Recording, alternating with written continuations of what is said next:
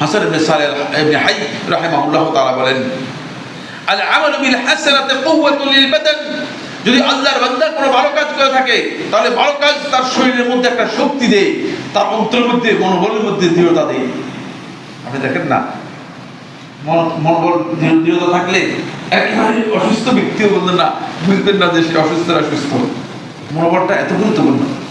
আরেকজন ব্যক্তি এমন আছে যে 100% সুস্থ, কিন্তু মনোবল তার দুর্বল হওয়ার কারণে এর যখনই দেখবেন এর চেয়ে দুর্বল ব্যক্তি দুনিয়াতে মনে আর কেউ নেই। একটাই কারণ, সেটা হচ্ছে ওই যে ভালো কাজের শক্তিটা। ওয়া নূরুন ফিল কলব, এবং অন্তরের মধ্যে আলো দেয়। ওয়া দাউন ফিল বসর, এবং তার দূরদৃষ্টি তাকে দেয়, সে বুঝতে পারে, সামনে দেখলে পেছন বুঝতে পারে, পেছনে দেখলে সামনে বুঝতে পারে যে কি আছে সামনে। আল্লাহ রাব্বুল আলামিন তার এই দূরদৃষ্টি দিয়ে থাকেন। এই দূরদৃষ্টিটা অত্যন্ত গুরুত্বপূর্ণ বিষয়।